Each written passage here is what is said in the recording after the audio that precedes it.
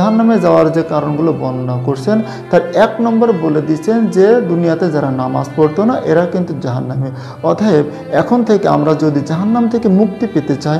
আসসালামু আলাইকুম ওয়া রাহমাতুল্লাহি ওয়া বারাকাতুহু। প্রিয় বন্ধুরা, আমরা কিন্তু সবাই মৃত্যুর পরে জাহান্নাম থেকে আমরা সবাই মুক্তি পেতে চাই, কারণ জাহান্নামে কেউ যেতে চায় না, সে যেই ধর্মের হোক, যেই বর্ণের হোক, যেই হোক না কেন। কিন্তু আমরা যারা মুসলমান আমরা সবাই মনে করি আল্লাহ রাব্বুল আলামিন আমাদের মাফ করে দিবেন। আমরাও চাই আল্লাহ রাব্বুল আলামিন আমাদেরকে মাফ করে দিক। কিন্তু আল্লাহ রাব্বুল আলামিন পবিত্র কোরআনে জাহান্নামে যাওয়ার যে কারণগুলো বলছেন, জাহান্নামে যাওয়ার যে কারণগুলো বর্ণনা করছেন তার 1 নম্বর বলে দিচ্ছেন যে দুনিয়াতে যারা নামাজ পড়তো না এরা কিন্তু জাহান্নামে। অতএব এখন থেকে আমরা যদি জাহান্নাম থেকে মুক্তি পেতে চাই আমাদের একমাত্র উপায় হলো নামাজের মাধ্যমে আল্লাহ রাব্বুল আলামিনের কাছে আমাদের জাহান্নাম থেকে পানা চাওয়া।